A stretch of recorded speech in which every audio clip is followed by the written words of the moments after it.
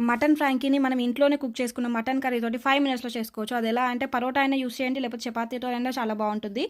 మాకిక్కడ ఇంట్లో ఫ్రోజన్ పరోటా ఉంది. సో, అందుకని నేను ఫ్రోజన్ పరోటా యూజ్ చేశాను. అది చాలా గట్టిగా ఉంటుంది. అందుకని దాని ముందు ఫ్రై చేస్తున్నాననమాట.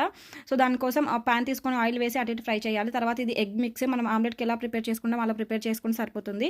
తర్వాత ఇది పరోటా అనేది ఫ్రై అవుతుంది. ఫ్రై అయ్యాక దాని మీద ఎగ్ అనేది స్ప్రెడ్ చేసి సరిపోతుంది. మాకిక్కడ యూకేలో ఫ్రాంకీస్ అనేవి దొరకవు. సో, అందుకే నేను ఇది ఇంట్లో ఉన్న కర్రీతోటి ట్రై చేద్దామని చూసాను. చాలా టేస్ట్ అయితే చాలా బావుంది. ఒకసారి ట్రై చేయండి మీరు కూడా.